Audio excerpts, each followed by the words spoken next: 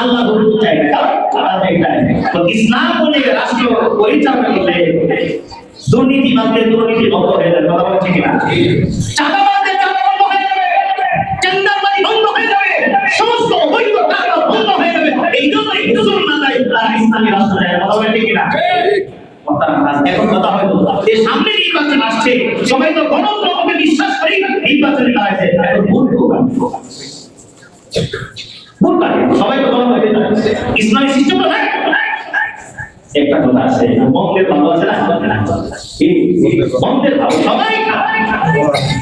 তবে এই প্রার্থী অনুমানে তারা নির্বাচনে দাঁড়াইছে, এই প্রার্থী অনুমানে দেখো তুলনামূলক ভালো, সবাই দুর্নীতি করে। বাংলাদেশ দুর্নীতিতে চ্যাম্পিয়ন, কথা বলছি কিনা? দুর্নীতি আমরা পেয়েছি, তারা বলছে যে রাষ্ট্র পরিচালনা করতে তারাই এই বাংলাদেশ স্বাধীন হওয়ার পর দুই গোষ্ঠী তো শাসন করছে, আওয়ামী লীগ এবং আওয়ামী লীগ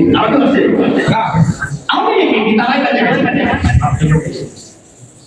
জাতীয় পার্টি নির্বাচন যায় ভুল করে গেছে, কথা বলছি কিনা?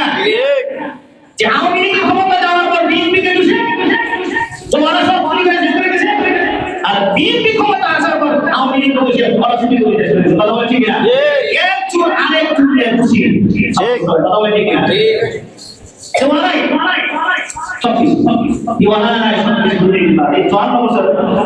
দেশে আমরা দায়িত্ব সবাই চলে যাচ্ছে, এদিকে সামনে নির্বাচন আছে, তারা কি আল্লাহ বলি ওই ঘুরে দাঁড়ায় বুঝতে পারে।